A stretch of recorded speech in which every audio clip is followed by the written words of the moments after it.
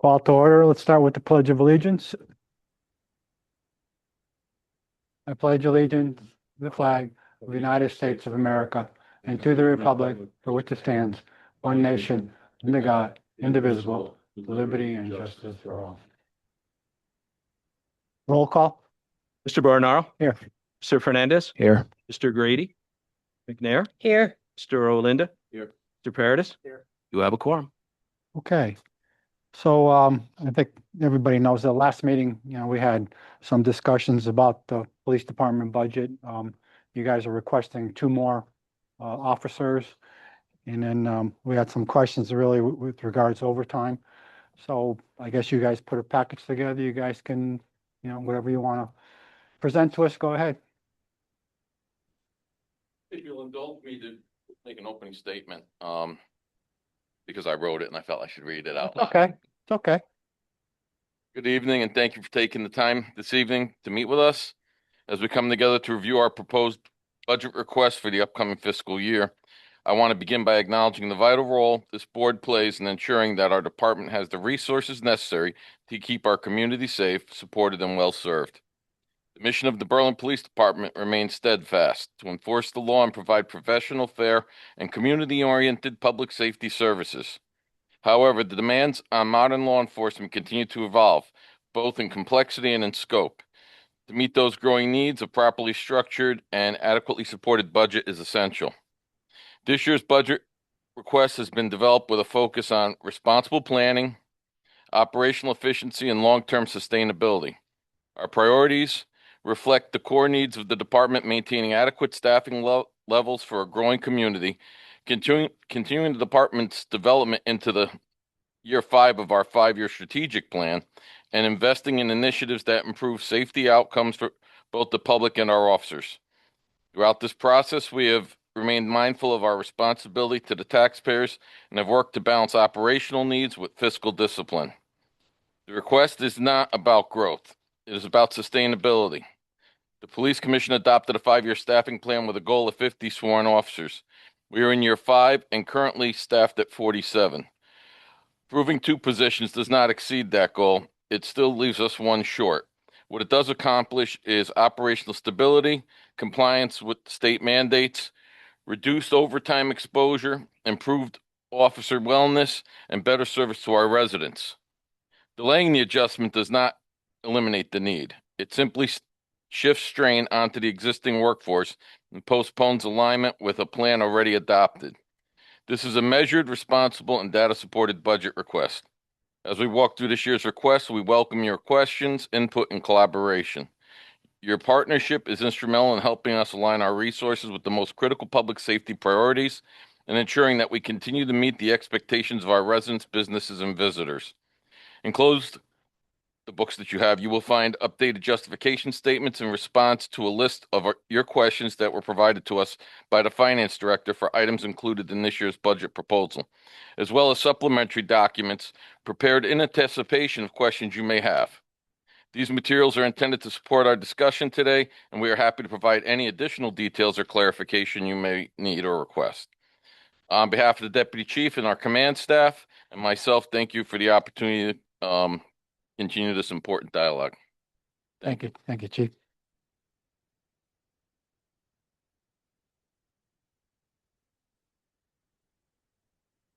I'm going to start by covering section 1, which is overtime. The board has some questions on our overtime month to month, which I presented to you last year. So what I did was, if you'll go to this graphic here, is the one that'll cover our month to month overtime. And I added in, started from fiscal year 23-24, 24-25, and where we are so far this year. What I want to draw your attention to is how our overtime hours and cost are affected by our number of personnel. So if you look in the first year shown, our average personnel, this is operational, not who we're actually paying on payroll. So these are officers that are actually working, not in police academies, not on field training, not out sick for a year, people that are actually working, because that's what matters to us on the street. That average is between 36 to 38 operational, and you see our overtime hours for the year average 921 per month. For now, I'll ignore the cost because the cost changes year to year due to contractual obligations, but the hours are what's most important.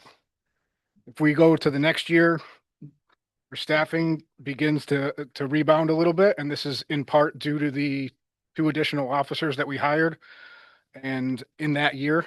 And this year we hired another 2 additional officers, and we started to see them come online. So we average 40 sworn personnel operational in this year, which brings our average overtime hours down to 817. There are fluctuations throughout the year, as can be expected due to time of year, seasons, and people's vacation time, things like that. And now when we look at this fiscal year we're currently in, we're really starting to see a reduction in overtime, and that's directly related to our operational personnel on the road. The lowest 2 months of overtime hours we've seen were this past month, so January and February of this year. And you'll note those are the highest numbers of sworn personnel we've had operational in the past 5, probably 6 years. I don't know how far I can look back at that, but that's the most we've had, and it's starting to take a positive effect on our overtime costs.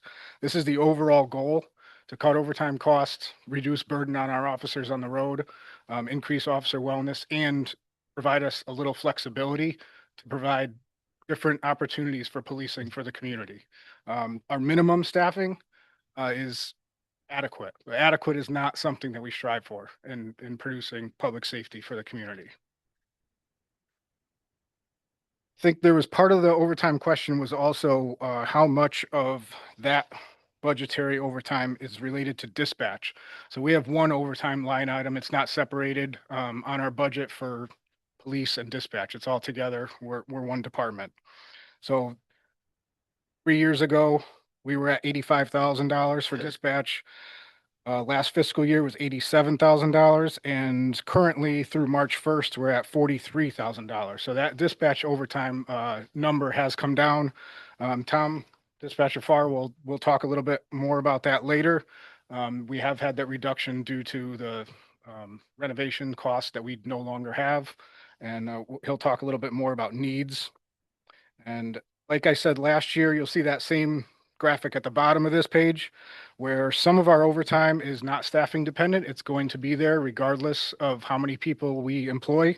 And those are casework, traffic crash callouts, detective bureau callouts for crimes, background investigations, which sometimes need to be done during off-duty hours, court subpoenas, important staff meetings done sometimes on a quarterly basis, and certain administrative overtime.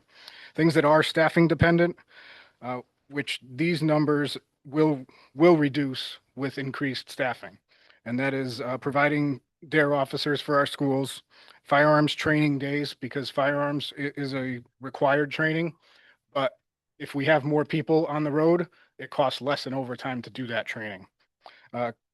We have funeral leaves, school and training days, sick leave, certain town events that require extra officers, union time, which is contractual, vacancies, which we hope not to have many going forward, vacation leave, and personal leave. The next page, I think, gets more into the total budget. I think Deputy Chief is going to come up and talk a little bit more about that. Actually, you want me to talk about the training a little more, mandatory? Yeah. Okay. So, just, can I ask a question? So, I understand the overtime hours you provided. What doesn't correlate my mind is the actual dollars, of overtime.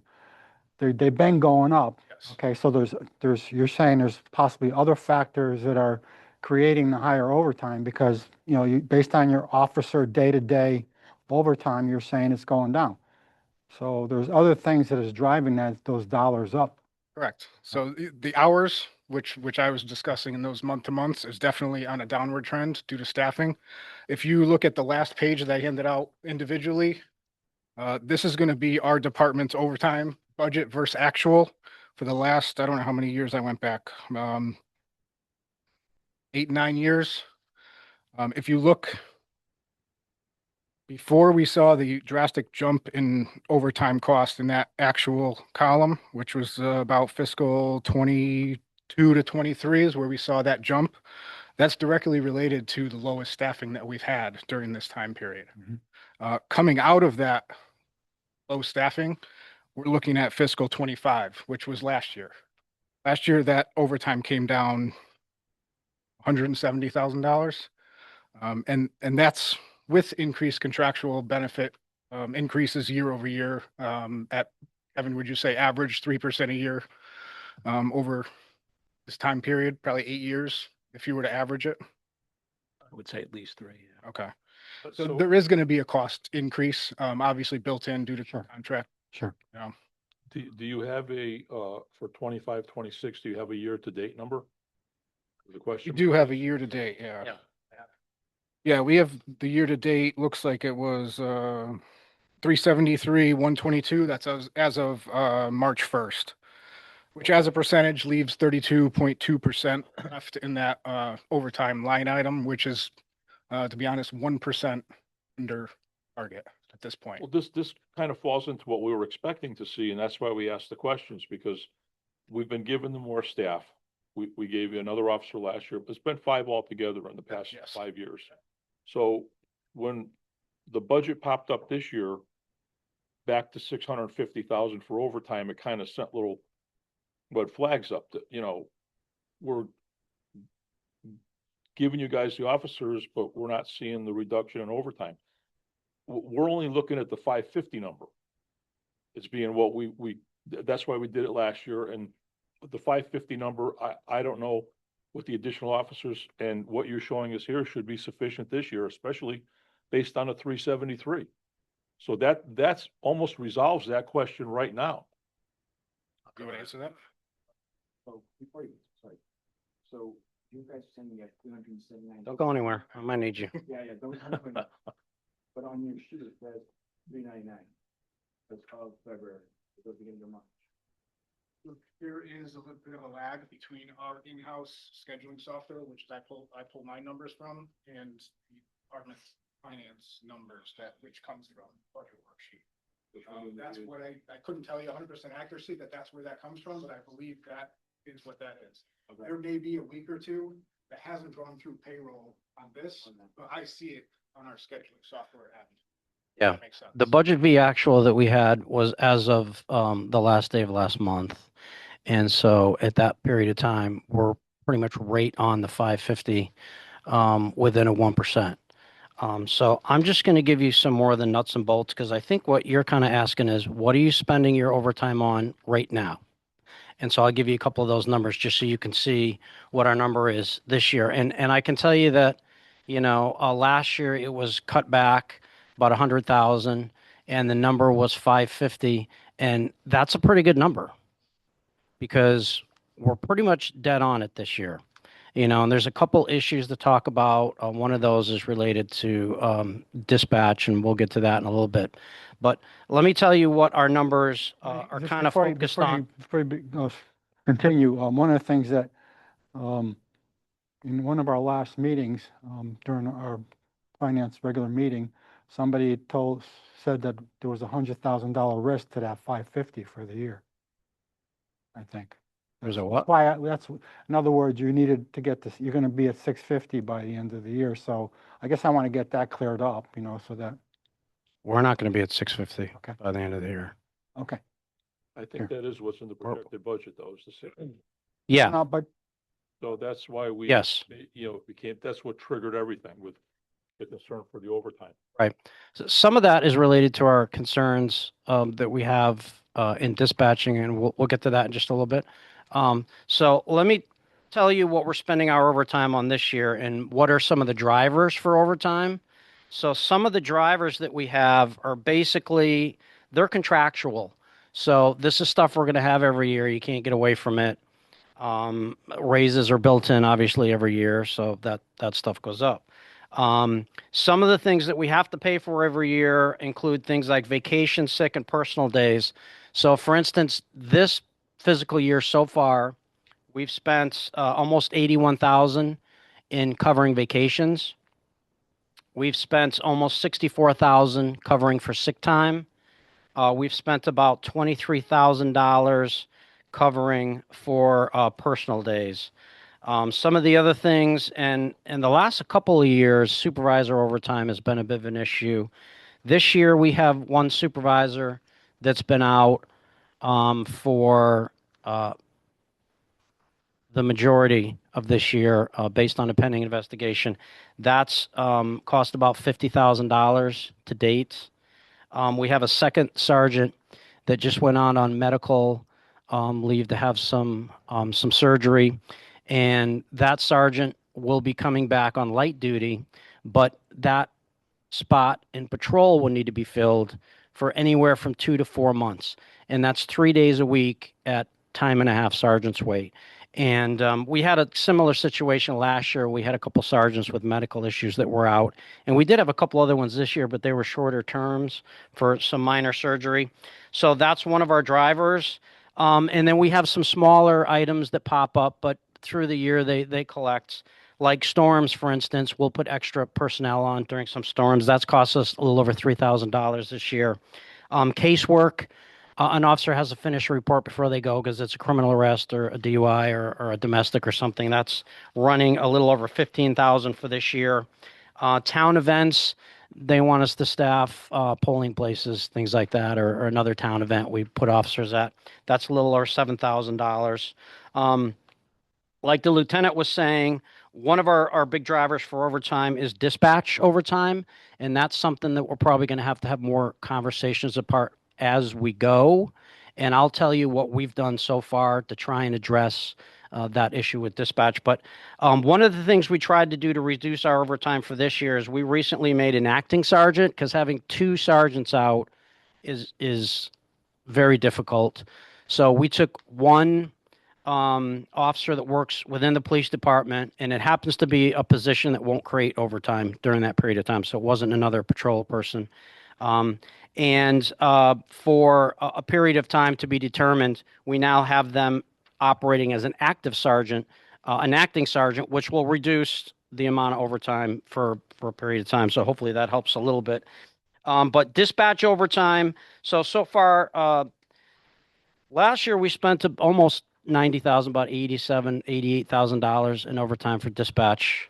Some of that was associated to some construction issues. This year, we spent about $44,000. And bear in mind that these issues I gave you, a vacation, personal days and stuff, we haven't really gotten into vacation season yet. So those numbers will ramp up a little bit. And we expect the dispatch this year is probably going to be close to that. And we'll talk a little bit more about dispatch in a minute. But as far as overtime, that's what our drivers are for this year. So you put that together, and the number you came up with last year, 550, that was pretty good, because we're pretty much right on the mark with that.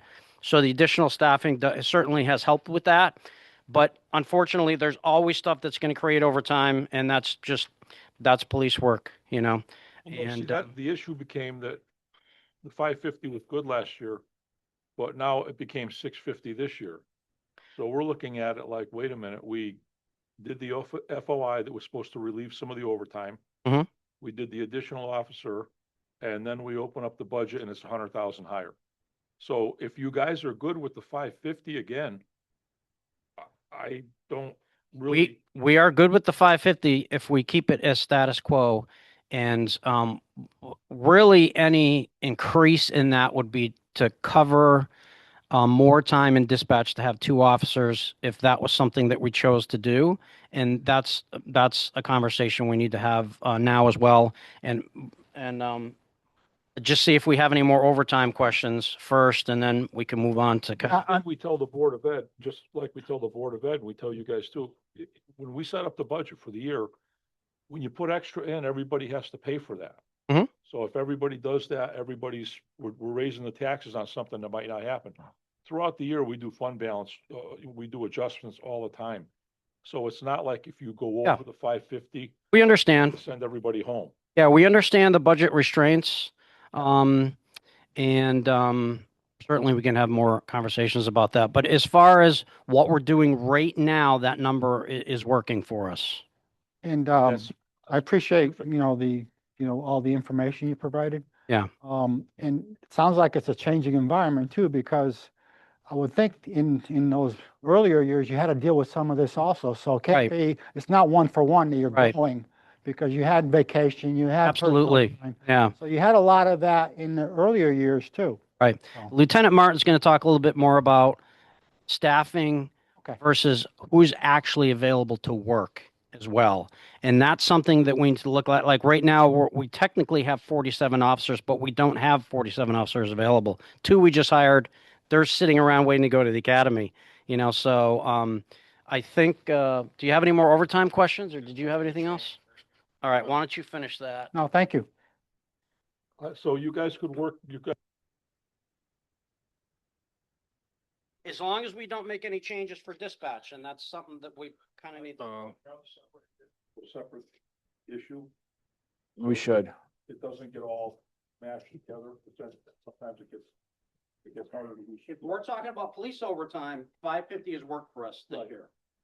And that as of right now, that dispatch overtime that you're paying out is not in police overtime. It is. It is. It's all in one. Same bucket. Same account. All one account. Okay, so probably gonna have to figure a way to split that out. Right. So that can be monitored closely. Just bear in mind the contractual increase to that 550 as well. If it stays 550, we're actually down 2 to 4% from where we were last year. Hey, Kevin. So, I just so want to touch, realistically speaking, you're looking at 600,000, realistically speaking. 566, 500. But as a, It is- as a, Remember that was in the worksheet? yeah, but if we're gonna start talking about dispatch overtime and everything else like that, to prepare it better, should be looking at 600 versus 566. Tom Farr will get. We'll get to that. We'll get to that, but Connect with you guys when he just goes. over realistically that. speaking, Yes. yeah. I just wanted to touch base on the overtime for training. So if you go past those last couple of pages, you'll see a list of all the training courses from last year and this year. So our fluctuation in training costs normally comes from the backfill to fill those officers' spots when they go to training. The cost of the training courses themselves have remained somewhat fixed. They do rise a little bit with inflation like everything else. And you'll see the costs for these. And going through these lists, I can tell you these trainings are not what you would call required. But in all of our eyes, they are mandatory for what we do and the services we provide, and growing our officers, providing officers opportunities to learn and become future leaders and supervisors. Everything listed here is what we consider a required training. If that answers that kind of a question.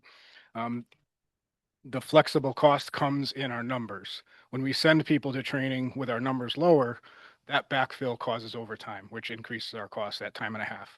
When we're staffed adequately, we send people to training at no overtime cost because we have enough people on the road that it doesn't cost overtime. So that's the biggest driver in our overtime is backfilling. Okay. Any other questions regarding training?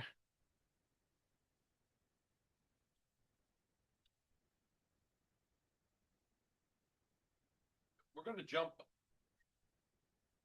jump in the booklet because we're trying to follow our booklet, and we're gonna bring up the third part. The third section's talking about dispatch and telecommunications. So this way, we're still kind of on the same subject.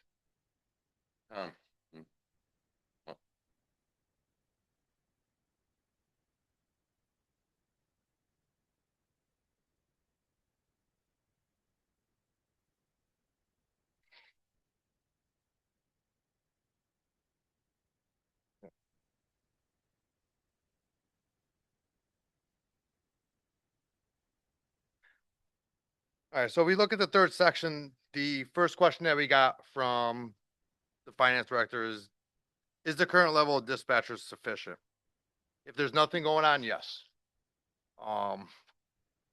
When it does get hectic and it gets busy, having one dispatcher in there is unsafe. It's unsafe for our officers. It's unsafe for the public. Right now, we do double staff, 40 hours optional a week. It's not mandatory. This went up from 24 from when Chief Fitzgerald was here. We started Thursday night, Friday night, Saturday night. where we had DUI patrol. We had highway patrol. Those grants are no longer out there. They're not doing that anymore. So we moved it to during the week. When I became dispatch supervisor 3 years ago, I sat down with the chief and deputy chief and we reviewed it. They gave me 40 hours. I ran statistical data. It gave me Monday, Tuesday, Thursday, Friday, Saturday, first half eves as their busy time. Murphy's Laws, things happen when there's only one dispatcher. A couple weeks ago, we had a bank robbery, one dispatcher on a Wednesday. She was completely overwhelmed because of information they're requesting. So staffing levels during a normal, when nothing's going on, yes. When it's busy, no. We did look compared to the other towns.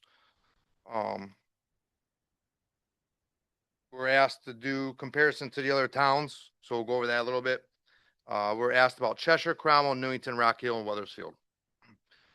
Each town has their own little different and significant of what they do. So Cheshire, their minimum staffing is 1 with 8 dispatchers, but they only dispatch police. They do not dispatch EMS. They transfer it to, I believe it was Trinity, but it is dispatched to a private EMS service. And for fire dispatching, all they do is dispatch the fire department. They are not involved in operations like our dispatchers are. Our dispatchers, we do police, we do fire. We do not EMD for medical calls, but we have to stay on the phone because our officers are first responders. So we have to get that data to relay to our officers to update our officers. Cromwell is 6 dispatchers with a minimum 1. They do police only. All fire and EMS calls are transferred to the fire dispatcher. That is through the fire department. Newington is running 9 dispatchers. They run a minimum of 2 on days, 2 on eves, and Thursday, Friday, and Saturday until 0400. They run 2. Otherwise, on midnights, they run 1. They do police, fire, and no EMD. So they're very similar to us. Rocky Hills, 2 dispatchers, days and evenings with 1 on midnights. They do police, fire, and EMS. And Weathersfield is 2 dispatchers minimum around the clock. And they do police, fire, and EMS and EMD. So that's comparing to their towns. We're very similar in services that we provide. We're still at the 1 staffing. They're up to the 2 days and evenings, the busier times, and 1 on midnights. The volume of calls 1 dispatcher can handle per shift is a very hard question to answer. They are trained to handle every call. It's the quality that they handle that call. If they have 911 for a medical call, they're going to get it. They can do it A+. They can handle that 1 call going on. An example that we get many of is a motor vehicle accident on the Berlin Turnpike. 1 dispatcher handling that is tough. You're getting anywhere 15, 20, 25 911s. You're dispatching the police. We have to call EMS, call hunters to get an ambulance going, and you're dispatching fire. And at the same time, you're communicating with 2 different agencies, police and fire, still taking 911s while we're on scene. And we have to answer those 911s because it may be a different call. And there's been situations where we're taking multiple 911s for a motor vehicle accident and a medical call comes in, or a larceny from the store comes in, or a domestic comes in. You have to hit all those because you might have that separate situation. And then you have to put the caller on hold, keep moving to get those. And that's with 1 dispatcher, and it's hard. So the volume of calls, yeah, they can handle 1 at a time. We just did get the auto attendant, which is good for routine calls, but that doesn't stop the emergencies. When there's an emergency lines are going to come in. Running numbers, again, with February, going from January to February, auto attendant's been in less than 1 month. We're down about 100 calls on the routine line, but February was a short month. February was only 28 days compared to the 31. We went in on February 9th with that auto attendant. So it's not a full month yet. I don't have data till we get a couple months out. It's also hard to pull data. We can't pull from our phone system, so I'm using what I'm getting in dispatches, we're kind of estimating, what it's saving. Um, And we also had the blizzard. So call volume does go down a little bit when you have events like that. People are staying home, they're not on the roads. So again, with the call volume, for one dispatcher, it's hard. We train them to do their best, to handle every phone call that comes in. And then there is state regulation through the 911 system through DSET that says we have to answer 911s within 10 seconds. So we have to be above 90%, and we get reports quarterly. We have to be above 90% of all 911s have to be answered in 10 seconds or less. And we're about 92%. So a couple of years ago, when the call volume was down a little bit, we're about the 95% rates. We've gone down to about 92, 93. Well, I'll say after listening to those dispatchers, they do an incredible job. I don't know how they keep their shit together during some of these things that go on, but it's really impressive. What, the water meters picked up some of the slack. What would you guys be looking to need for dispatchers as far as, making it so that at least we're on the road to better staffing? I would like two all the time. Looking at the other towns, looking what we have, at minimum, do a minimum of 2 for days and evenings and keep midnights right now as a 1 and backfill that with overtime if we had to, even if we did just the weekends, especially with summer coming up. That's gonna drop our overtime. If we, the plan I came up with is if we were able to hire 2 more dispatchers, that's gonna take our 3 dispatchers per shift. It's gonna give days and evenings 4. We have a third desk that's in the back, which would be built down as a council. It wouldn't be a full council. To get 911 through the state, you have to have a certain call volume, certain population. Newington was trying to do it. They didn't meet the criteria. I don't think we're gonna be able to do it. But the other function of that is that can be directed on radio. So officers are out doing stops. They're being more proactive on the road. Now you have a dispatcher that can give 100% to that radio. Because there would be days where there's 3 dispatchers working on the days and evenings. Every other week, 1 week would be 2 days where there'd only be 2 scheduled. The next week there'd be 3. 3 days where there's only 2 scheduled. But 5 days in a row, there'd be 3 dispatchers if they're all at work.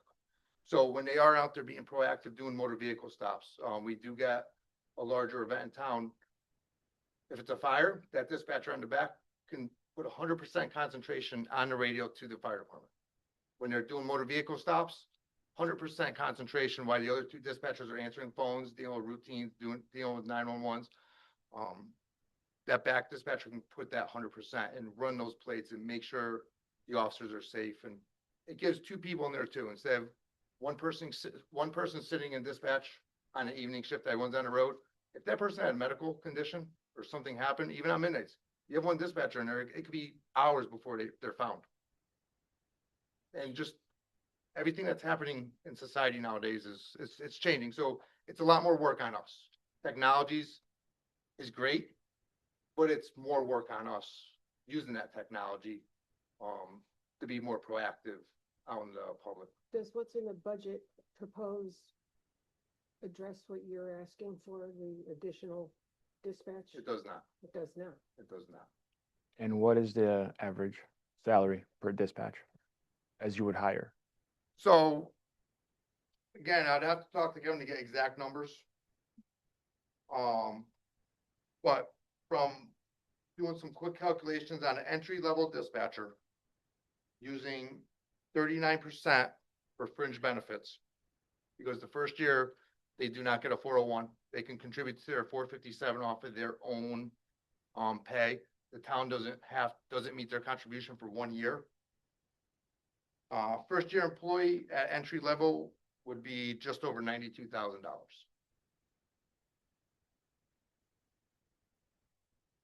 And right now you have 10? Right now we have 9 dispatchers plus myself as the supervisor. Okay, is Are you as the supervisor in the dispatcher line or some other line? I am in the dispatcher line, but I'm not scheduled on the desk. I do jump in. A lot of times I'm doing everything else that we need to do for the state, recertifications, keeping all of our systems up to date But your salary is reflected in that line. is item. reflected in that line item. And how would that relieve the dispatch overtime if we were to add additional dispatchers?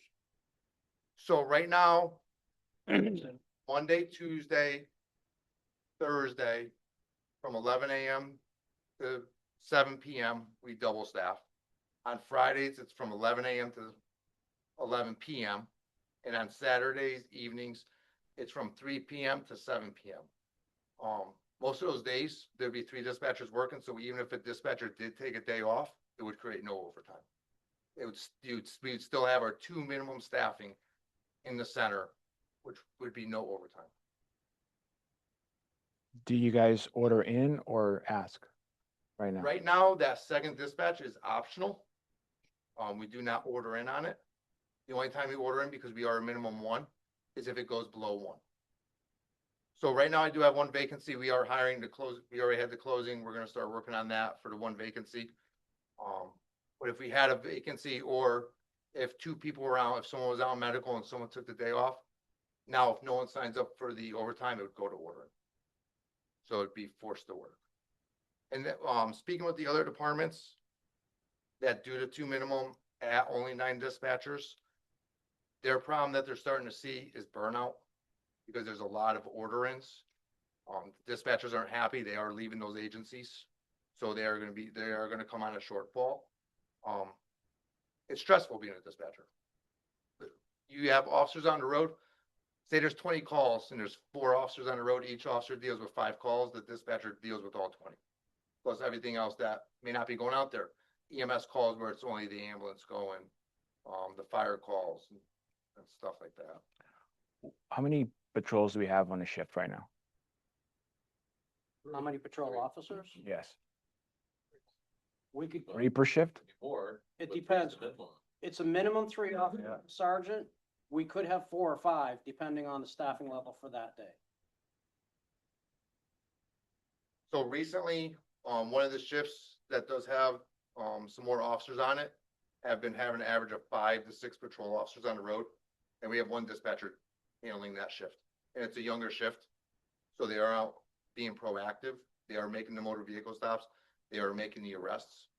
And we could have 1 dispatcher handling those. And we're just not just dispatching. If they do make an arrest, the dispatcher is doing all the background, is doing all the packets for the arrest packets, for the backgrounds, running all the person's information. If they have a warrant, we call the other agency to confirm that warrant. And then we have to send documentation, locate to that agency saying, we have this person in a range to pick up. So we're not just dealing with just the officers, we're dealing with the other agencies too. And if it's our warrant, we have to pull the warrant, we have to confirm it, we have to do the background paper and get everything ready. So when that arrest and the officer comes in, they have it for, the officer ready to go. Along with all of our other jobs that we keep doing.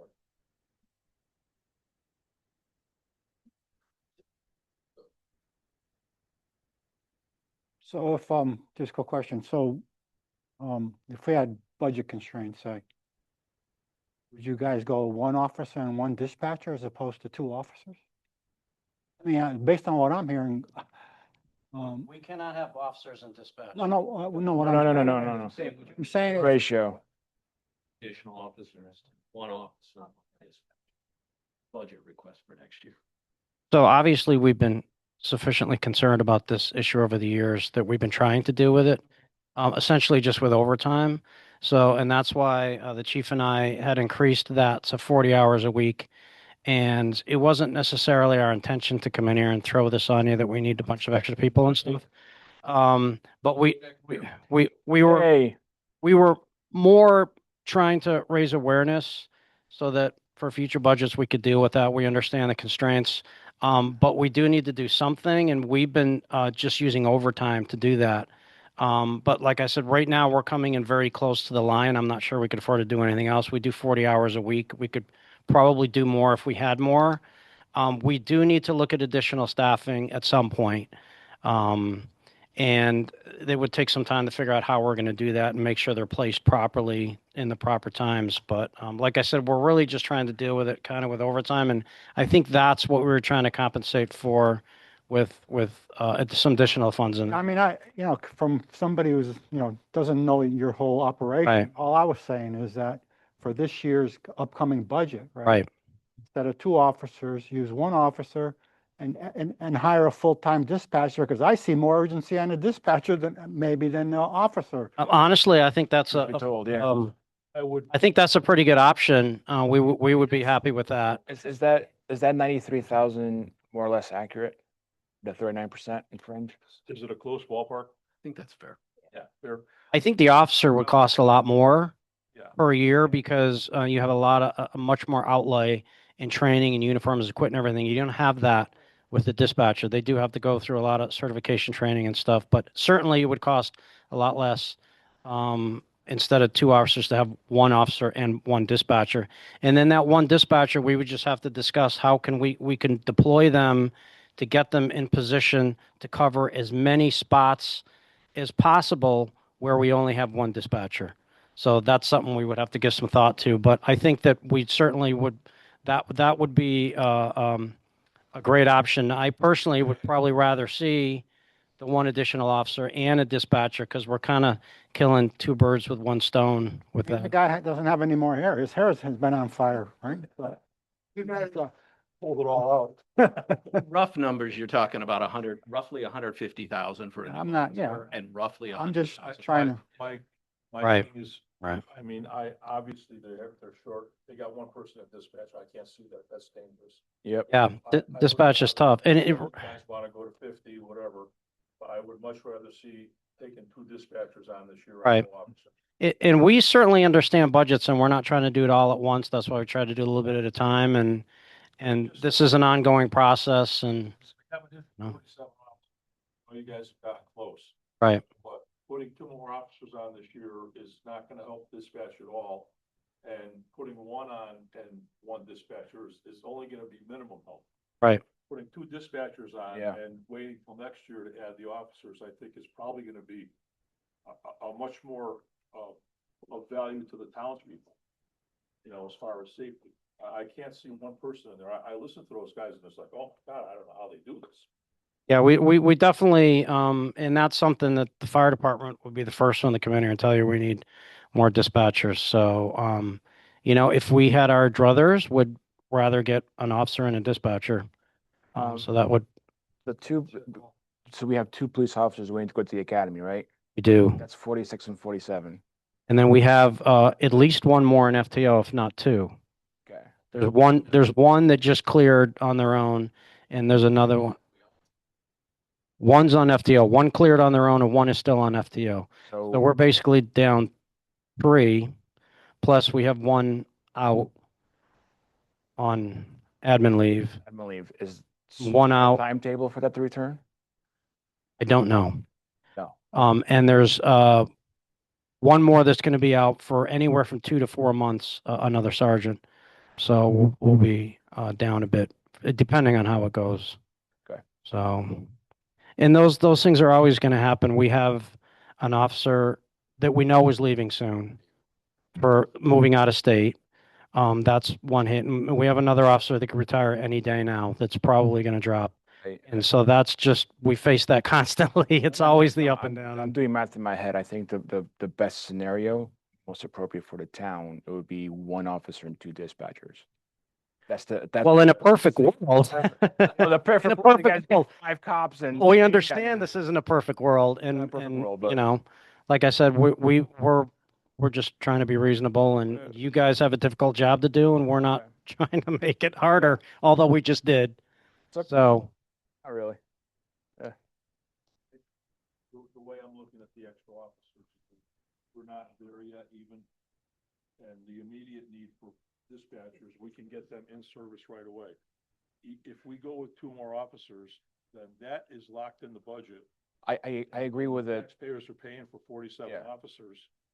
and they're not gonna see them till next year, Or the year after, yeah, or the year or after. the year after. If we get 2 dispatchers right away, we've solved a very big problem, administrative problem. I tend to agree with that. Well, The chief may want to address, Yeah, I mean- because he has the whole department, just yeah, to make I sure. think I let that decision to the chief. Who wants to do one-on-one, let the chief. Yeah, make it. let them, let, It Not our was decision. Budget wise, but it's Yeah. important for the Let the chief, chief if he make it. owns dispatch and officers. I mean, we have, he gets- Well, it is our decision. We put it in the we lines. have, we Just have, two we have people. 2 Yeah. officers on the wings waiting to go to the academy right now. Yeah. So if we get 2 more or 1 more Yeah. for this upcoming budget, there's no guarantee that we're gonna see Also- that one Yeah. until next We also year or have the a year lot of after. administrative. I think before we get too far into that, we still have Lieutenant Martin that needs to talk about staffing and stuff too, and that might be some more information. And we can kind of base the decision on that. Can I just, before you leave, you sort of made it sound like the dispatch problem was going to be addressed next year because you wanted to look into certain things. Well, that's because we're going to negotiations for the Okay. dispatch contract this month. And we had been talking about it. I had talking to town manager a couple meetings ago. We were discussing about the future. It wasn't in our original budget. We Yeah. didn't have that in the budget. Right. We've only started seeing some of the problems in dispatch because our caseload has changed. The dispatchers, and Tom, you did a good job, but they're spending more time on the phones and the complex arrests. And you're going to hear about that in a minute, how our arrest numbers are going way up because we've been doing much more on our traffic enforcement, and traffic enforcement has created a whole nother area where we're coming up with major arrests, and we're all seeing drug issues and just like every place else in the country, it's not a Berlin issue, it's a national issue. So I think that to make a decision, you got to have it all in context, the whole picture. This was our third part of the booklet I put together today, because I figured we'd talk about this last. We were going to try and push off to next year because we didn't put it in the budget to do the dispatch thing, but it became a discussion now. So I think though it would be only fair to hear about the officer staffing part too before we jump on this, because we do have a cliff coming that we see in 2028, looking 2 years down the road and another budget down the road. All right. I'll hold the rest of my questions till you go through that. Beautiful. Any other questions? No, thank you. Get to work. I have Lieutenant Martin come up and he's going to talk about the staffing issues. Well, they took much of my thunder. Yeah. Good. So again, this year, when we were looking at budgets and we were looking at staffing, I ran the NSA staffing model. The NSA staffing model indicates that we need 52 officers. We're not asking for 52. We asked for 49 as a fiscally responsible stabilization level. Well, what 49 does for us is it maintains our patrol elasticity under a 5-3 schedule. It absorbs a full-time DEA task force position that we're pursuing now, because that position has, one, it leverages federal resources and it lines us up with asset forfeiture, and there's the potential to bring in asset forfeiture money, which will then offset costs for equipment. There are some restrictions as to how that money is spent, but equipment is one of the things that it can be spent on, so that can theoretically help offset some of those other costs. Right now, our contract minimum is 3 officers per shift, but operationally 4 per shift is really the right number. A significant number of calls now are requiring 2 officers, and with 3 officers on a shift, that leaves 1 officer to cover the whole rest of the town.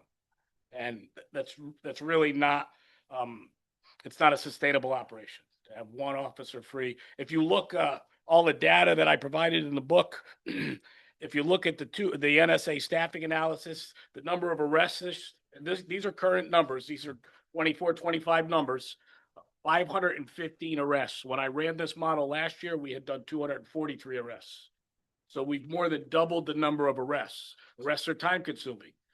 When we make an arrest, an officer's off the street for a considerable amount of time compared to just going to a call for service and then returning back to service. So I think that's what drove the number from 50s was the NSA last year estimate to the 52 this year. But, you know, in our discussions, we just don't think that 52 is necessary. You guys asked for a regional comparison. So in the book, after the NSA numbers, there's a police staffing context regional comparison that shows our population, 20,505 with 47 sworn officers. That's 2.29 per thousand. That's if we had 47 deployable officers. But like Commissioner Grady said, that doesn't happen. We're never ever at that level. We have 47 right now for the first time ever, and it's only going to last a month, and we're going to be back down. So what 49 does is probably gives us an operational staff of 45, 46. Right now, not including the administrative leave, we're at 44 sworn officers. That's a 2.15 per 1,000. The FBI municipal national average of 18,000 police departments in the country, they suggest 2.3 to 2.4 officers per 1,000. Rommel's at 27, they're at 1.89. Rocky Hill has 42 people, they're at a 2.03. Cheshire has 49 officers, they're at 1.70. Weathersfield, 55 officers, they're at a 2.02. And Newington's at 53, they're at a 1.73. So I'm not trying to tell you that we're not in a little bit better shape than those agencies, but I do know that at least 3 of those 5 agencies are actively trying to increase their staffing levels. And, police staffing isn't just about calls for service. It's about the service we provide to the community and the proactive time. The national model is a 70-30 proactive to reactive ideal model. That's what 52 potentially would give you if we had 52 operationally. We're not there. We're probably at a 60-40, but our officers are out there working hard. The number one complaint, and I'm sure, you guys hear it, I'm sure the mayor hears it, is traffic violations. And in the last 2 months, our officers made over 600 car stops in January, made 473 in a shortened February. So they're working. And, we're trying to drive down overtime with the staffing levels. The other thing to take into consideration is the housing growth. I looked at a sheet today that predicted, that it didn't predict, it actually laid out what the possible growth is in town with new housing. And over the next couple of years, it's a 7 or 8% potential population increase. If you figure it 2.3 people, that's kind of what the model is per unit.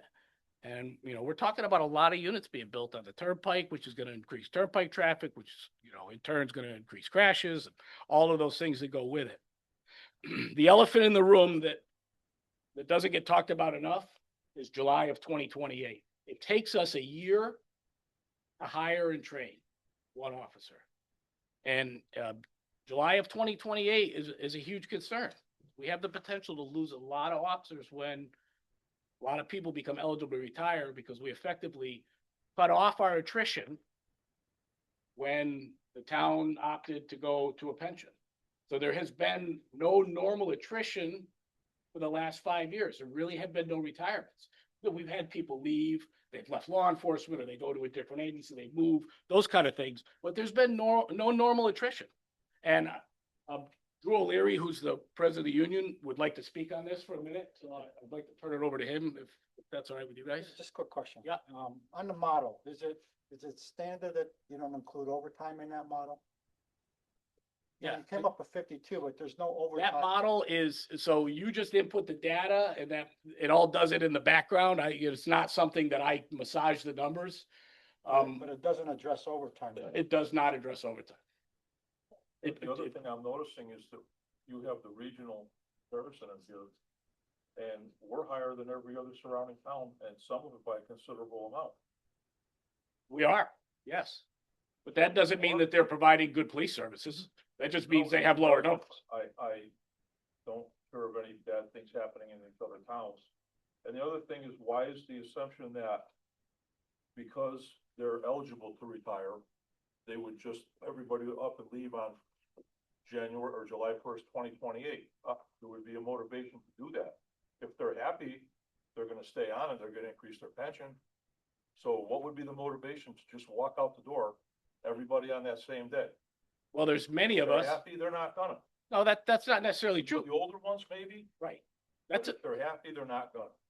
there's a big percentage of people that are the older ones. So, we hired going back 11, 12 years ago, it'll be 14 years ago, when this pension number, this date hits. We hired a lot of people that were retirees from other agencies to fill gaps as a stopgap. And those people are all, myself included, I'm gonna be 60 years old. And, I might not go on July 1. My plan has always been to stay 6, 8 months to try to help through that transition. But there are people that are gonna leave, and Drew will speak to the numbers. He's got all the numbers worked up, so I'd like to see an opportunity, just from a union perspective. Thank you. Good evening, everyone. My name is Drew O'Leary. I'm currently the union president for Berlin. I've been a member of the police department for just over 6 years now. And the real reason I'm here is to talk about July 1st, 2028. It's a massive concern for our union body as we kind of look out, which is coming up on 2 years here. So it's included in the packet. I kind of gave a brief overview here. So as we know, the Berlin Police Department is certified up to 47 officers right now. We are at 47. Obviously, there's 2 people have to go to the academy and everything, but we are hired at 47 right now. In July of 2023, the town and the union reinstated the pension plan, which has a 5-year vesting period. That vesting period is going to end July 1st, 2028. So like Lieutenant Martin said, that's really halted normal attrition at our police department. Nobody has really retired in that 5-year window because everybody has to wait for July 1st, 2028. On July 1st, 2028, we will have 15 officers eligible to retire on July 1st, 2028, which comes out to approximately 33% of our manpower, which is a large portion. And of that 33%, the 15 officers, we have 8 of those are of supervisory ranks spanning all ranks. So you're losing a lot of experience and people that have held that rank for a long period of time. 4 people that are on specialized assignments like support services and in our detective bureau, and 3 officers on patrol. And to kind of answer the question you kind of raised, the main emphasis that I've kind of taken on this is it's not about if these people are going to leave on July 1st. 15 people aren't retiring like that on July 1st. I understand that. But it's gonna drag out over a period of time. And as I get into here, the hiring process that we have takes a long time. You're looking at 10 to 12 months per officer that gets hired. It can take a month or 2 to hire an officer through backgrounds and the hiring process. Then it's roughly 6 months in the police academy. And then it's approximately 10 to 12 weeks for field training, which comes out from anywhere to 10 to 12 months to hire someone. So if people gradually are going to retire after July 1st, 2028, they can compound very fast. And the turnaround on those officers is not going to be quick to alleviate those issues. Another concern with filling all those vacancies that can potentially arise is just the nature of recruitment in law enforcement right now. It takes us a while to hire officers in our current state, and it's only getting worse year by year. There's fewer applicants, unqualified candidates, tons of competition from other police departments that are hiring just like Berlin is. And a common question that gets brought up is, there's a difference between hiring someone at entry level or hiring someone from another police department, right? There are currently, as I wrote this in February, 70 police departments in Connecticut, including us, that are hiring lateral police officers at will. So we're a small fish in a very big pond trying to lure officers from other agencies as well. I sat there the first, 10, 15 minutes of this meeting was really about overtime and the concerns of the cost, which I completely understand.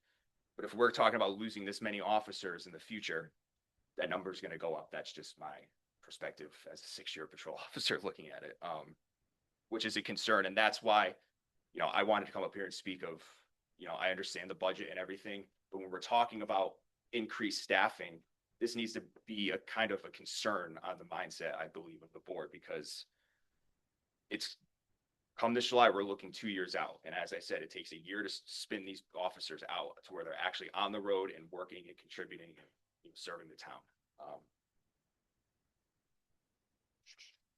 The current police contract is being negotiated, right? Yep.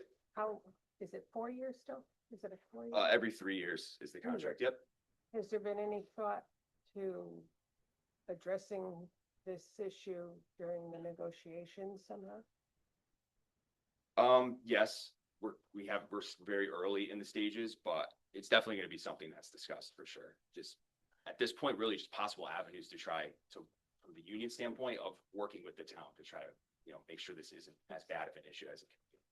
Would it be possible to get a list, not of persons' names, but ages of the people that will be eligible to retire on July 1st, 2028? Yeah, that's what, yeah, That would be no names, but yeah. I'd be curious to see that. Yep. Looking at your handout, number 7, strategic considerations, it lists a few things, and it's both interesting and troubling to look at the final sentence there that says, as of February 26, limited formal planning discussions have occurred at the police commission or town level.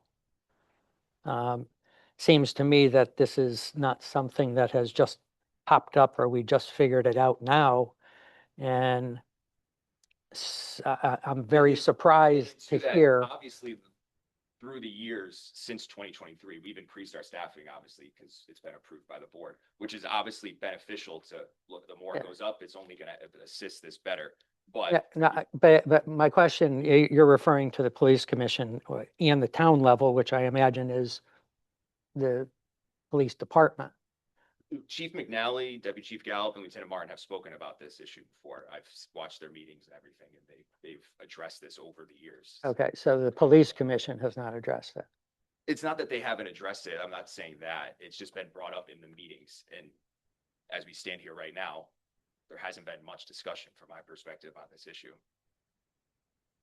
Well, when the new pension was instituted, there was a 5-year vesting, so there had to be a thought that at the end of 5 years, something was going to happen. Yeah. And so it's not a surprise. You know what I mean? No, it's not a surprise. It's just something that I think we should plan for as a town, as an agency. A year or so ago, I wrote up a pretty detailed succession plan that deals with training, a great deal of spending money on supervisory training, leadership training for our current officers, for our first line supervisors, to get them management type training, but those all have costs. Everything at the end of the day, everything has a dollar value. And one of the things in that succession plan is hiring in anticipation of this, which is what the 48, 49, 50, I understand there are budgetary, constraints, and I'm not here, pounding my fist on the table saying we have to have this number, but we have to understand what we're looking at, and we're only 2 years out. And, the union's concerned, I'm concerned, the chief is concerned that, what if 6 people all do leave July 1st? I mean, it's not going to be the whole 15. I think we all agree that there are people that aren't going to leave, at that point, but there are 15 that are eligible, and we just don't know how many may or may not. So if we're staffed at 49, or if we can, get to 50 at some point, if we lose 6 people, it's manageable. If we're at 44 or 45 operationally, even if, authorized strength is 47 and we lose 6 or 7 people, we're in a much deeper hole. And, I'm just trying to bring this conversation out in the open so that we can plan for it as a community to maintain stability within the agency.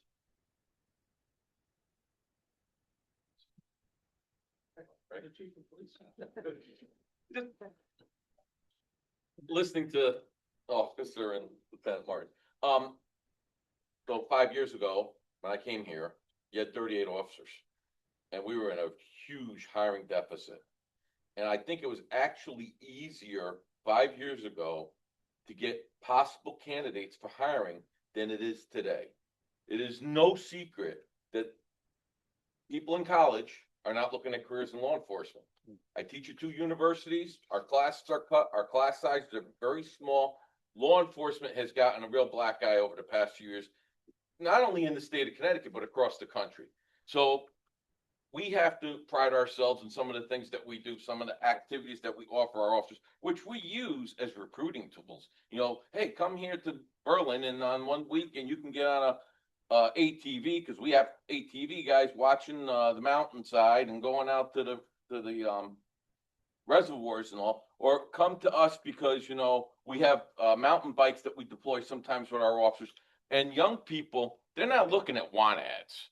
They're on social media. And we even changed our social media profile in the past 2 years to be more attractive. What we post on our social media, much more transparent, much more, not just holding babies, but also some people want to go out and say, hey, I want to fight crime, but that town only holds babies in all their pictures. So I guess they don't fight crime. Well, guess what? We do it all. This department is a full service police department, and that's a recruiting tool for us. The retention part. If 5 people are walking out of the 15 in a 3-month period, say after July and into October, that's a huge catastrophic hit for this agency, because it took us a year and a half to get into the 40s. And that's saying that everybody you hire makes it through the academy, makes it through their FTO, and is somebody that we want to keep. Sadly, the academy has gotten a little different. It's more academic. So when they come out of the academy, they're graduating the academy, but not just here in Berlin, but across the state, we're seeing officers failing FTO. They're not physically capable sometimes. Listen, the military's got the same problem, right? So we already see that problem. So we try and find the best possible candidates. Also, what used to be a hiring pool is now a hiring puddle, because there's just nobody interested in law enforcement. We can keep throwing money at it, but we're not getting the numbers. You know, every day you pick up the newspaper, or most people look at online or read what they see in social media, which is usually half truth and half false. But what you see is a negative connotation towards law enforcement careers. So yeah, people coming out of high school aren't going to become cops because they got to be 21. The state's already trying to deal with that, looking at cadet programs and a bunch of other issues. But the other part of it is we're not getting the 20-something-year-olds either. It seems like everybody wants to be an influencer, make a lot of money, right? Because they can sit at home or sit at the beach and do it. We talk about this all the time at the schools I teach in, the chiefs meetings, every chief meeting I go to, we're talking about the same problem. You're talking about looking at Newington, Weathersfield, they're having huge hiring problems. I talk to those chiefs almost every other day. We're all friends, and we share our resources. When we need help, they come to us. When they need help, we send people to them. We're all in the same boat. So Drew talked about, well, we really haven't done much, but we brought it up to the police commission, but it's hard to plan.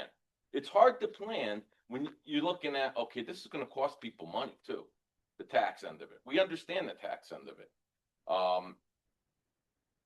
If you lose a lieutenant, that lieutenant's position begets a lieutenant and a sergeant. So 2 people got to get moved up.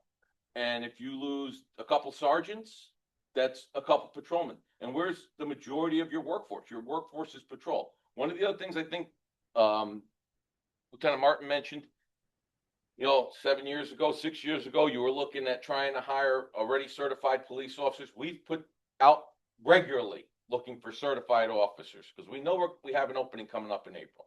We're going to have a vacancy. So I'm losing an officer down south.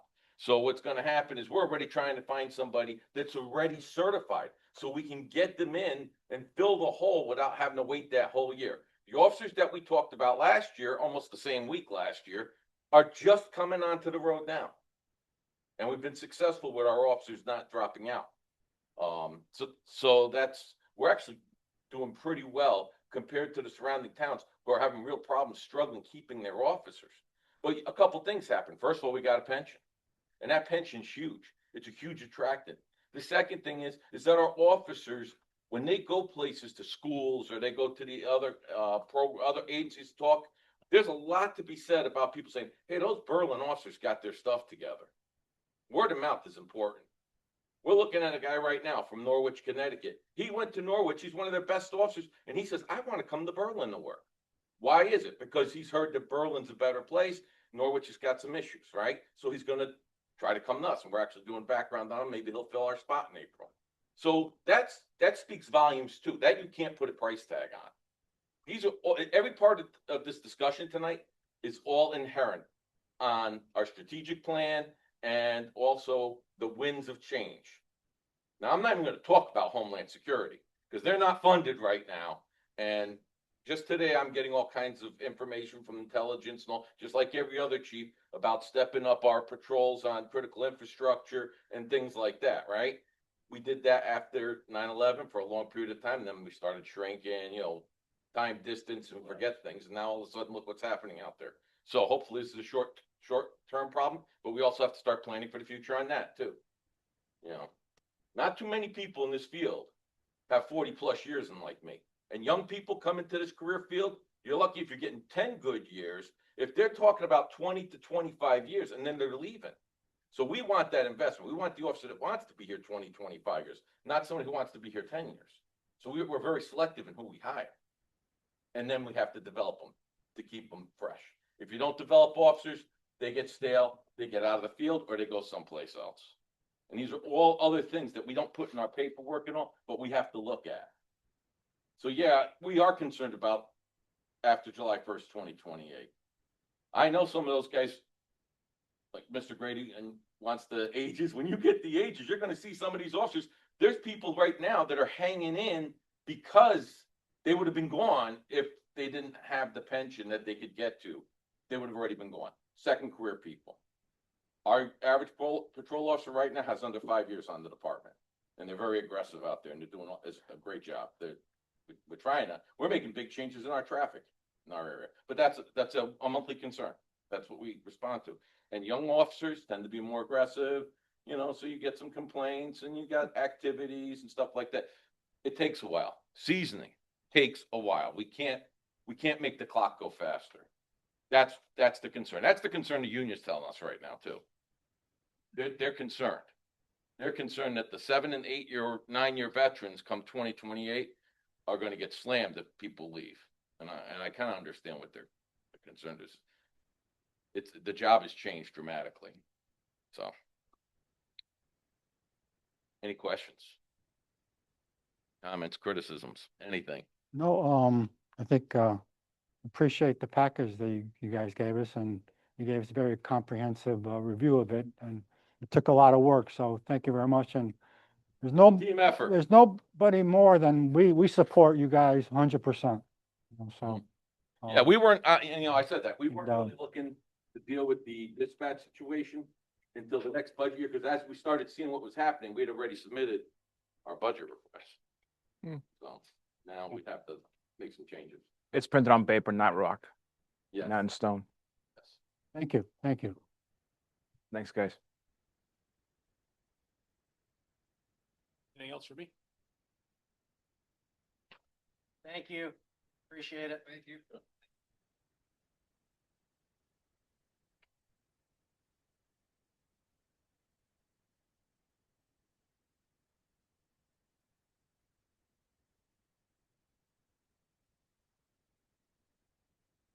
All right, so what I thought we'd do is start on the town side and maybe some of the things we talked about, and then you're going to look at the capital side a little, and how do you guys want to? Well, to start, I believe we have Doug Solik on to talk about, there were some facilities questions Okay. at the last meeting, so if Okay. Doug could. Sure, you. Yeah. Okay. Doug, I just wanted to pick your brain a little bit. One of the items on the capital list is the Timberland Maintenance Building, 200,000. I'm wondering in terms of what level of work has been done to come up to that number. Is that a good number? Is it out of the air number? Is it a number just to get started with? And what would it actually cover? Yes, good evening, Mr. Chairman and board members.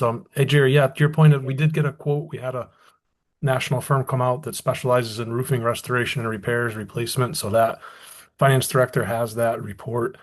we can share that with you, but it does give us some options. We had a range of 150 to 180,000. I'm sorry, did you say there's a report? Yes. Okay, because we didn't, oh, Is that in the golf course, Jerry? yeah, the maintenance building. In the Oh, no, it's in Capitol. yeah.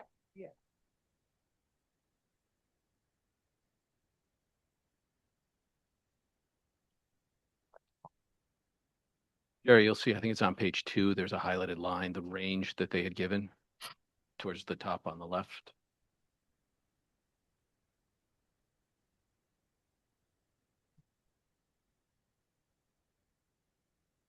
Yeah. Okay, I'll take a look through it and see what, what's included. I won't And take our, there's pictures in the back. yeah, I won't take our showing time up right now. What would be done. So it is a pretty vetted quote. Yeah, okay. All right, well, that's good to know. Thank you. Thank you. Yes, this comes from our site visit we did previously with some elected officials and commissioners, and this kind of looked at one option for consideration, but it gave us a pretty good gauge of the cost. Mm-hmm. Is there anything else? No, I'll take a look at it later. Right. Doug, while you're on, you do have, as far as the, and I know we've spoken about the facilities van and Jim had weighed in, that is quite old, is it not? Yes, that one's I believe a 2008. That one's starting to show some rust on the body. Yeah. Good, thank you. So, I mean, as far as priorities go, I mean, the Art League building, talked about that. I think a conversation happened as far as future use of the building and maybe some planning around that. The local match is definitely something that I would put. It's important, but it's not as important as some of the other items on the list. I know our public works director has been pushing on the paper goods pond dam. That's something that we do need to get the pre-construction work together on that. It is a more timely manner. The camera upgrades at the schools, that was something that we all spoke about with Ashley, and there seemed to be strong consensus on the cameras. The masonry, I mean, there's some things in the doors and hardware, these are ongoing. I would maybe look at all of it, maybe you could trim some of that and still get some work done. The irrigation, I know Steve Wood is on. The irrigation at Sage Park, that is also pretty important. And I know we don't want to risk having a problem with our irrigation system there. That's for the pond pump, right? That is no, that's for the park itself. Yeah. Yeah, there's a pump in that pond. I think that's what they're looking to replace. Isn't it for Steve, it's the irrigation, right? Correct. We divert the water from the pond to water all the athletic fields at Sage Park. Currently, what's happening right now is where it's Can you suction. turn that up a little bit? Can you guys hear me? Speak up, Steve. Speak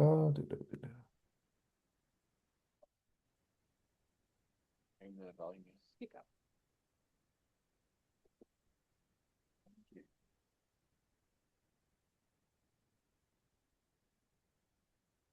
Is that any better? No, Hello? You seem pretty far away, or you sound pretty far away, I should say. Oh.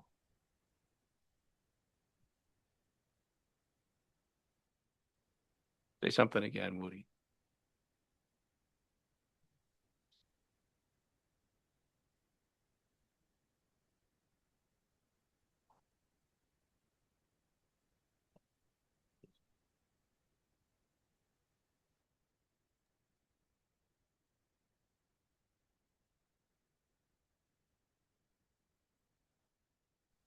It's like he's frozen. Oh, no. Can you guys hear me? Yeah. There we go. Sorry about that little technical difficulty. So Yeah. currently, what we do now is we divert the water from the pond into the pump room along the path of Sage Park, which then it pumps it out to Sage 1, Sage 2, Zipadelli, and Sage Auxiliary. Where it's getting sucked in from the pond into the pump room, the packing is leaking where the motor sits on top of the well shaft. So the packing is completely shot and eroded. So it's taking all the water, the 25 to 50,000 gallons of water, and it's letting a little bit spit by every night, and it's coating the whole entire inside of the pump house with water, pretty close to all the electrical meters and the electrical panel. The only way to do this is to remove the pump, replace the packing, and redesign it with a sealed unit. While doing that, we're looking to raise the pipe that's currently in the pond with the silt level being so high in the organic matter that we need to lift the float and put a box end on that. So as the water is being sucked from the pond, we're not sucking in all the soot and all the grime into the sprinkler heads, which is clogging the nozzles. So 15 years ago, when this was all installed, everything was good, and as the time goes on, year after year, it's just completely just withering away. Probably 4 or 5 years ago, we had a scuba diver come in and he dove down and he blew all the organic matter out of the inlet pipe. At that time, it's a 12-inch pipe and there was only 1 inch available of suction to pump all the gallons of water, and it was causing the motor to overheat. After they blew it out, we've had great luck, but we're at the point right now where it's a safety concern that possibly with the soot and the water that runs out of the pump house onto the roadway, that possibly somebody possibly might get dangerous at one point. Yes, thank you. Yes, we did reach out to the company that installed it, which is DAF, and we do have a quote from them. I think it's somewhere around $42,000. We are going through OpenGov to see if there's other companies out here that could provide the same work at a better price. Okay. Is there anything else, Ryan, that you wanted to? Just, yeah, I would say the masonry repairs, doors and hardware, and sidewalks. So the sidewalks are important on McGee. This is one that was on last year. We tried for, there's a long history as far as that. And then the lavatory upgrades, those, if you remember, we did do lavatory upgrades last year. These are for the Griswold and Hubbard School as well. So, I mean, you could push probably that off if you had to, but again, it is difficult because yeah.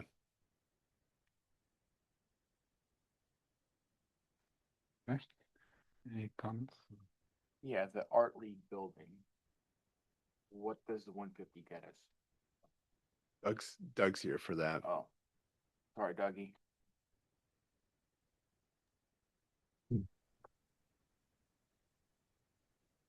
Hi, Rule. I'm sorry, can you repeat that question? Yeah, buddy. The Art League building, what are we doing on it for 150,000? Excuse me, the plan right now would be for a structural restoration to help do some masonry work, carpentry repairs, and repaint it to help make it weather tight, just so it doesn't have further deterioration. Okay. Are we using it right now besides storage? Not actively. It's just used by the Kensington Garden Club at this point. And has someone looked at it for surprises? Or is Yeah. this just looking at the outside figuring it's going to need about 150 grand? Yeah, we did use some unit costs, and we've done a lead test on it, so we have lead paint to deal with. There's some other environmentals within the building, but this is basically kind of a comprehensive exterior restoration to help preserve it until we can determine a future use of it, hopefully. And would the inside then have to be done to make it a usable building? Correct. We had a pretty comprehensive study done with an architectural firm a few years back when we received some grant, or when we applied for a grant. So we do have a comprehensive report on that. So it does give us some options to repurpose it. Any possible recollection of the range? of cost for the Um, inside? Yeah, we're $1 million plus to do a full Yeah, okay. full restoration. Thank you. See the Yes. inside of it. This is just. Yeah. throwing money Is in there a someplace else? that garbage we can. could go? I just wanted to get the question. This is that old house. People are knocking down. Okay. All right. Yeah. Is there anything else, Ryan? Depends on what you want to see. No, I mean, I just wanted some more information and, we're trying to figure out if we can cut a little, I mean, you can, we can do what we've done in years past. You can cut as much as you want, and we can look at alternative ways to fund projects throughout the year.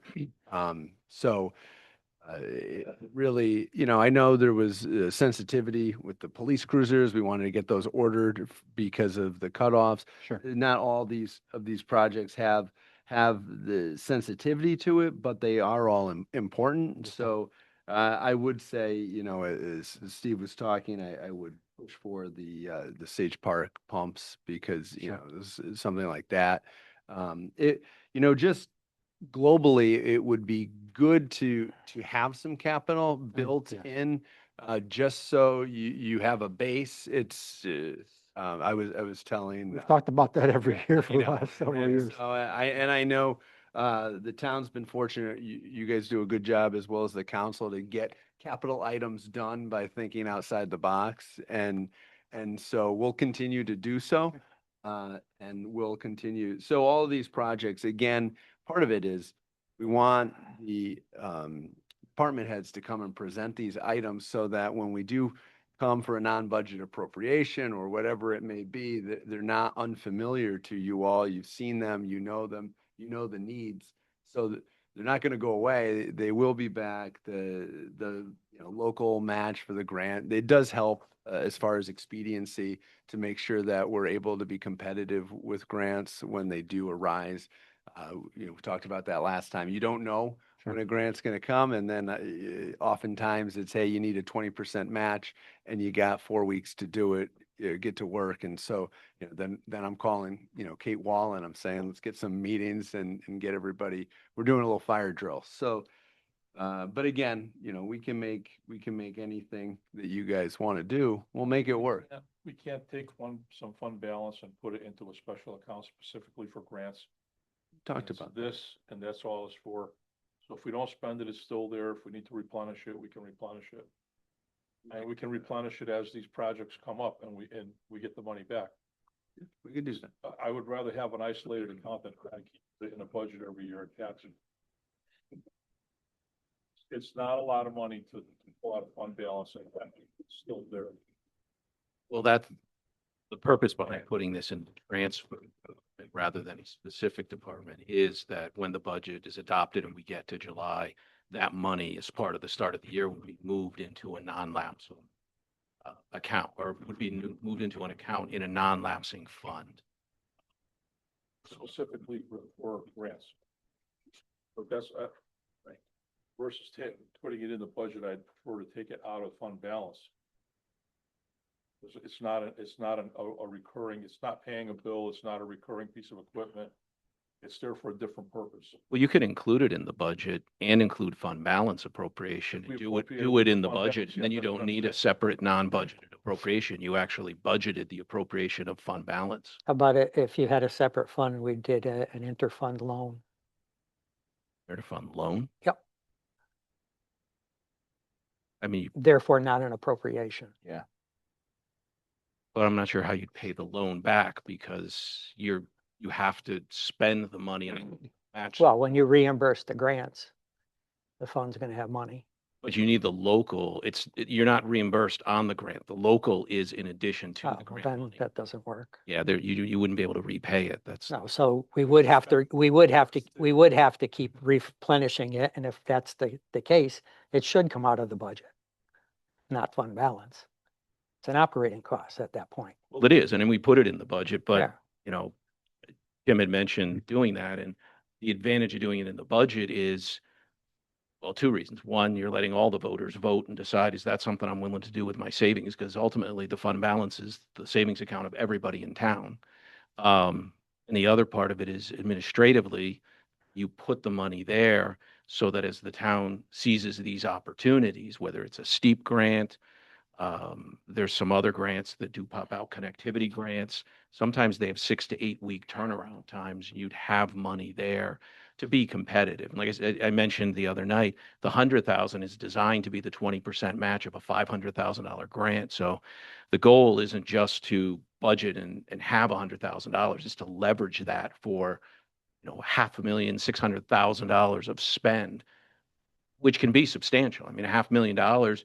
In fact, the latest connectivity grant, we actually had to go back and add more streets in because the bids came in favorable. And There is no match to the connectivity grant, but the steep grant did just expand from $500,000 to $1 million this past year in 25. And so we're hopeful. And again, it should be $1 million in 26. So at 20% match, that's 200,000. So even still, I might be coming back to you all on that, even still. Yeah, I don't have any problem with having the separate fund. I think that's a good idea because we'd only replenish it then when we needed more, instead of dealing with it, so some years it might be in the budget, some years it wouldn't. I have a couple of concerns taking the capital completely out of the budget, in all ways. One, I think it's unrealistic to think that you're not going to have some issues that you have to deal with and ahead of time. So it's like your house, you have to do certain things, whether it's a roof or whether it's air conditioning or whatever. And then I also think it sends a bad message to the staff who has worked on whatever it is that they think they need, whether it's the irrigation at Sage or, the HVAC, whatever issue it may be. Why are they bothering to do it if it's just going to get cut? I'd rather deal with the individual items and either go up or down or take them out individually.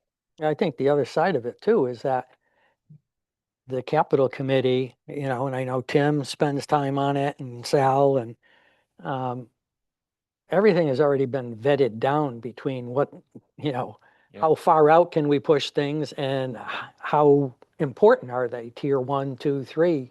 And I mean, all of this stuff was tier 1. And I was actually thrilled to see that we finally had a budget that was coming through that I think we can still bring in with a reasonable change that had over $1 million of capital in it.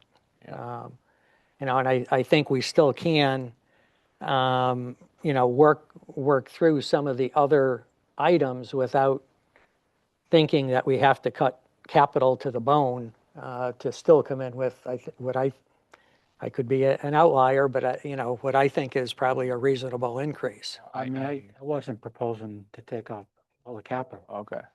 at all. I I mean, think that was, so.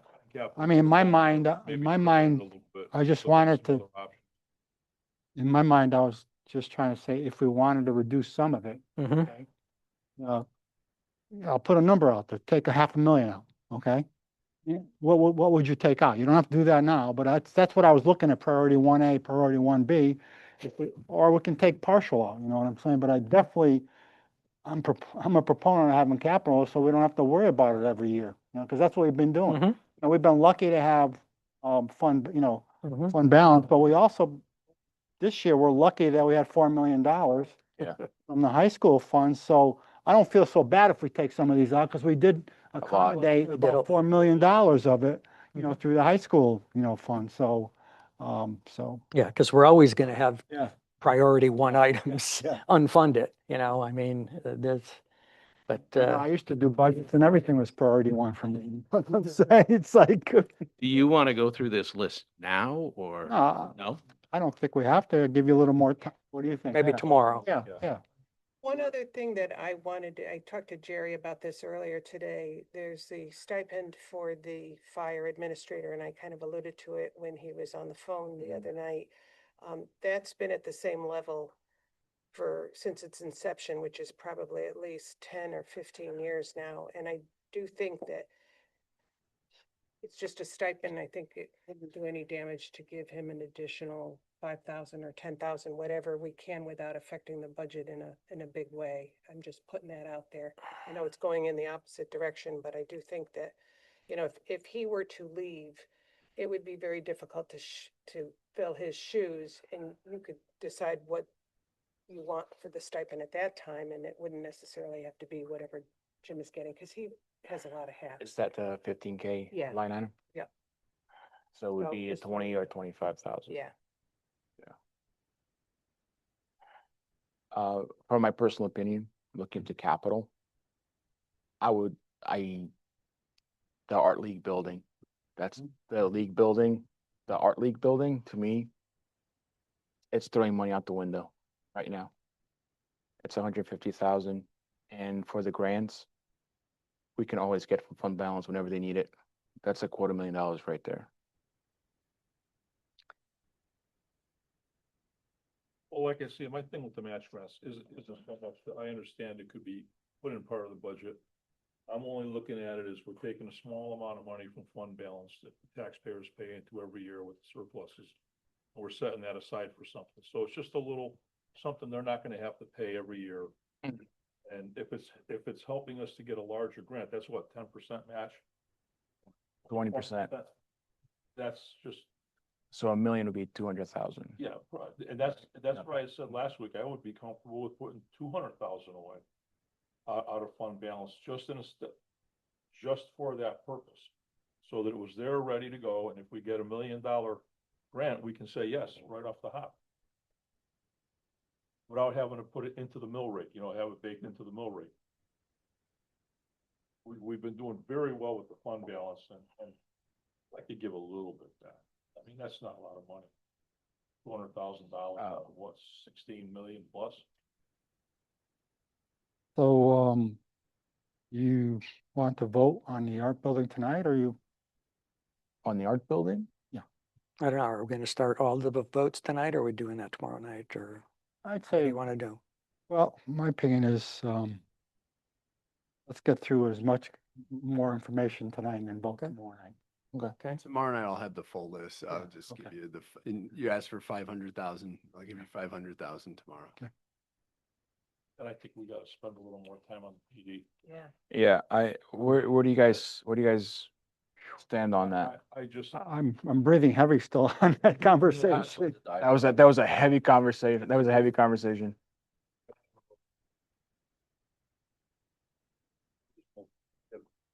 how I say it, I would prefer to have the entire town of two dispatchers.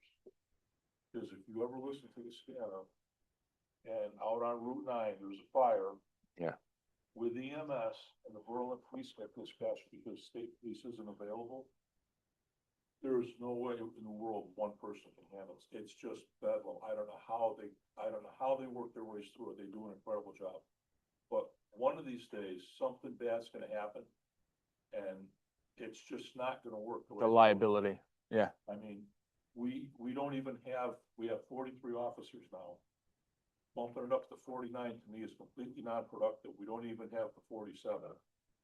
So what we're doing is we're taxing people on 2 officers that we're not gonna see for at least a year, maybe 2. Maybe 2, yeah. So we can get dispatchers in right away at a much lower cost. And we can that's a massive improvement on the department right there. yeah, Versus I one agree with that. One officer, you're still a year out and we're, I mean, it sounds to me that they're gonna hopefully get one in April to replace right? If that happens, plus they get 2 in the academy, I have no idea what's going on with the other sergeant that's in administrative there's leave. some younger people coming in soon. Yeah. So things are gonna just naturally, All in line. and I know a lot of, SMPD, nobody's running out the door.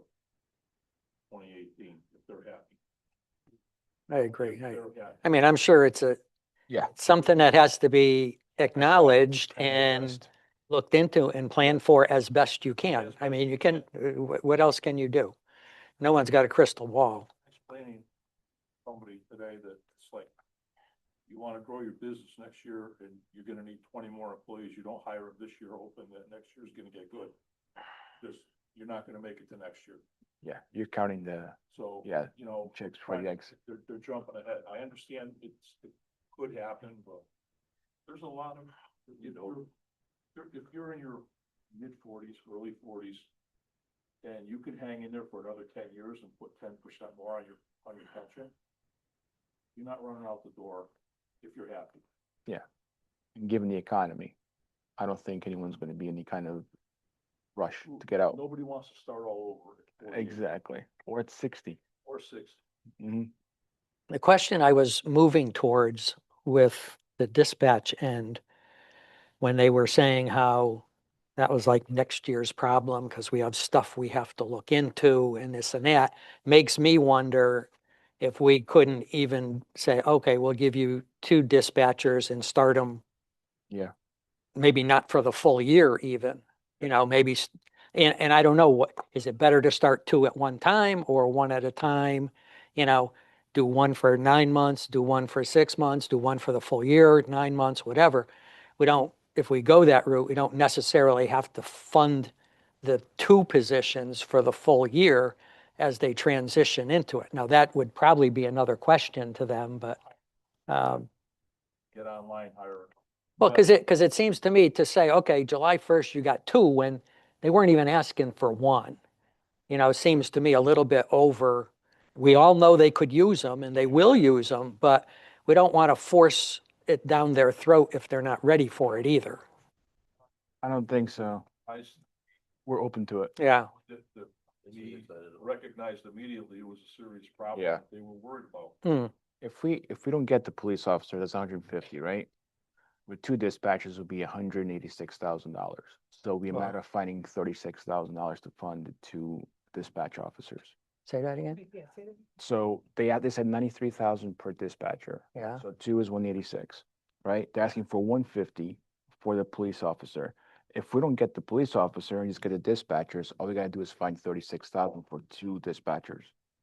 And we're going to cut 280,000 for the 2 positions. We didn't ask for it. If we just gave them Oh, yeah, that's right, yeah.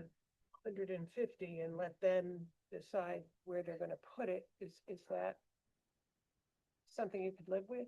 Say that again? Well. Let them decide if it's a dispatcher or police? No. No? This is what it's saying. That was why I wanted to know what staffing was in surrounding town. Because when you look at the numbers, we Yeah. are We're better. way better staffed than any surrounding town, and by some of them by quite a bit. And these aren't towns that have terrible crime Mm-mm. statistics, so I don't see this happening right away. You would feel uncomfortable just giving them the amount and letting them decide? Yes, Yeah. I'd be totally uncomfortable. To be quite frank. No, I mean, to me, that's our job to say where we think it should be. I mean, can you work up a number for what that, I mean, to take out the 2 additional police officers and replace it with 2 dispatchers? We would be on the, We'd be to the positive in the by positive. by 100,000. We'll be on the positive. Yeah, we've been the positive by a lot. Dispatchers don't also fall into the They don't. The union. retirement plans. They have First year. 401k, which bumps Yeah, up. so that if he could work those numbers up for tomorrow or whenever, we could Yeah. consider that. And how does that work into the overtime discussion? Because that seems, Not gonna take as much overtime in dispatch. They have Exactly. people exactly. Cut down in that, even if it's half what they did, it was pretty, because of 24,000 more, that's half of what But they had. but last right now, they only have 550,000 in overtime, which is both patrol and dispatch. That's why that has to be separated out. That's not a smart way to run that. They need to be running, dispatch is one category with their overtime, and the PD with another, because although they both work for the police departments, 2 unrelated tasks. I would imagine it's a simple The bookkeeping, 550, yeah. accounting, Complicated to make an account. a new account. Oh, okay, it was 650? Okay, the 550 was theirs. Oh, okay, all right. I don't, Take that down to 5. I don't see them hitting 5. I think they I don't. don't see them taking 5. It would lower the Yeah. overall overtime, even if it's in the dispatch area rather than the police area. But I do think that without an extra police officer, they're gonna be at least at that 550 because of not getting the additional. Because I Not think really, they, because they've already shown they're only 70 this year. yeah, but what he said was he's comfortable with the 550, but that was with an additional officer, Yeah. I think. Yeah, I think So he was He was saying hedging as a long little as we bit. got the rest of the budget as requested, the 550 would be okay. The numbers don't go there. Yeah, right. But They then- don't reflect that. They got their own numbers when you look at how much is coming down as they're adding officers. It But if we're doesn't- not So- opening an officer, I'm saying it may be tough for them to hit that Next year. next year. They're hitting it this year and they hit it last year I, because they had more officers. I'm not sure. And he said that they had put the extra 100,000 in because of the dispatchers area. We're on par to hit the 550. Yeah. wait, Yeah. but, Just a straight line. did you guys catch the part where they are supposed to have 3 to 4 officers, well, 3 and a supervisor on the shift, right? Yeah. But then there was a conversation that there are shifts now they have 6 officers. Like, I don't. It happen anytime. no, soon. but that's what was said, that it's been happening. Well. That part of this, that was gonna have an officer on every shift. No, no. That never happened. But they're doing it. That's how I took from the conversation, that they're already doing 6 to 7 police officers on a shift. That's the quiet part. They said quite a part out loud. Like, Yeah. that's what I'm saying. So it's like, well, then where's the overtime coming? Well, yeah, most of the officers, you got almost 2 shifts working 1 shift. Oh, double staffed. with Double one staffed, shift, yeah. I think if you had the 2 dispatchers and there's more overtime in there right now for dispatchers working now. Well, if, The 550 should be satisfactory Still? Yeah. for next year. If there's, yeah, if there's 650 and 550 was okay for staff, we should be able to take that 100 and take that down to something. By having the separate category, then we can actually track the dispatchers overtime on a whole separate level. I so, would have a problem well, with that. yeah, I don't like that all mixed Yeah. together stuff. I liked Sal's original idea better with 1 police officer and 1 dispatcher, but I hear what you're saying about 2, but I like the other one better. so right now but right now they're asking for 2 officers, right? Right. That's 300,000. We can literally give them, if we want to, 1 officer and 2 dispatchers. And all we gotta do is fine $36,000. I know, it's food for thought. Took 2 officers down last year. Now it's 240. So it'd be 280 this year. Well, they're- I'm looking at Probably. surrounding Yeah, counties in the and staff. presentation we had. Yeah, I see. 286. Higher, considerably higher than the next closest town, and that's just reality. Seems like the need is dispatchers. Yeah. This I agree with that. This is I critical. don't disagree with You that. have all the officers. Yeah, yeah. Nobody can talk to them, you're kind of missing the point of having them out there. I don't know. I don't feel very comfortable with having 1 dispatcher there, especially if I ever get sick. Just in light of the fact that, and maybe this was just their first time bringing up that cliff in 2028, but to completely not give them another officer and give them 2 dispatchers, I think is kind of like saying, yeah, we heard you, but we don't believe you. And I don't feel that right necessarily. I don't think it's that we don't believe them. We've been really aggressive in building the number up over the But last few you're years. Well, Kind of doing a hard stop. yeah, but If it was no dispatchers, or I would give them no officers as well. I wouldn't vote to give more officers no matter what. There's numbers in here just don't justify. Even in light of the fact of what they said about the cliff. My thing is like we still have 2 officers waiting. They've been hired, that we're waiting for them to go to the academy. If they said, all right, we can get 1 officer in the fall into the academy, that's a whole different conversation, but yeah. Let's, Yeah. Yeah. and as far as I'm concerned, we can even vote on it tomorrow if you want. mhm. Yeah. whoever wants one-on-one or whoever wants two, as a team, so. Okay. Give us a night to think on it. Yeah. Absolutely. Look some more at these numbers. Is there anything else? When I see that we're that well staffed, I'm surprised we are that high. I thought we would be close, higher than some, lower than others. And Yeah, we are really staffed. I thought those numbers, that, They were very. made us look really solid, Yes. as far as what what the force has.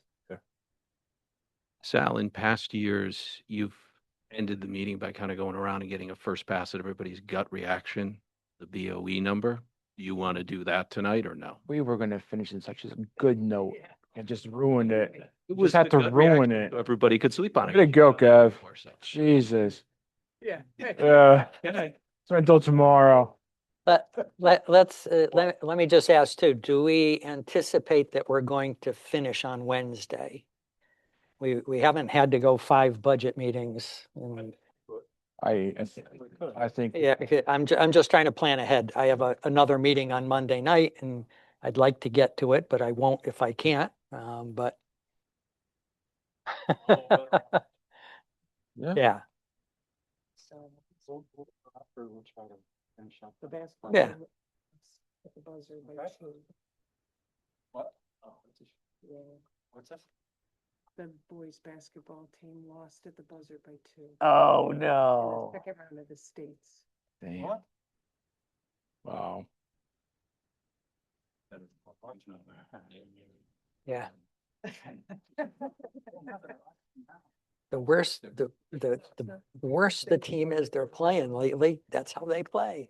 They play down. Defense was slacking. Okay, make a motion to adjourn. Second. Aye. Aye.